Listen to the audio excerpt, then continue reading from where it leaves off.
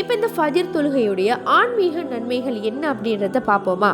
ஒரு நாளுடைய ஆரம்பத்தில் நாங்கள் தொழுறத்தால எங்களுக்கு நம்பிக்கையை வலுப்படுத்தக்கூடியதாகவும் அல்லாஹுடனான ஒரு உறவை மேம்படுத்தக்கூடியதாகவும் இந்த ஃபஜ்ர் தொழுகை இருக்குது. அதே மாதிரி ரெண்டாவது விஷயத்தை பார்த்தோம் அப்படின்னு சொன்னால், ஹதீஸ்களுடைய அடிப்படையில் ஃபஜ்ர் தொழுகையை நிறைவேற்றக்கூடியவங்க அல்லாஹுடைய பாதுகாப்பில் இருப்பாங்க அப்படின்னு சொல்லியும் எங்களுக்கு என்ன செய்யப்பட்டிருக்குது, குறிப்பிட்டு காட்டப்பட்டிருக்குது.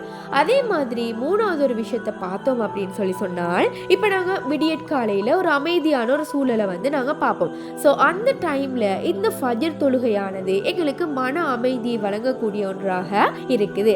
அதே மாதிரி நாலாவது ஆன்மீக நன்மைகளில் நாலாவது ஒரு விஷயத்தை பார்த்தோம் அப்படின்னு சொன்னால், அல்லாஹுடைய மன்னிப்பை பெற்றுக்கொள்றதுக்கும் அதே மாதிரி அல்லாஹுடைய கருணையை பெற்றுக்கொள்றதுக்கும் இந்த ஃபஜ்ருடைய தொழுகை எங்களுக்கு உதவக்கூடியதாக இருக்குது.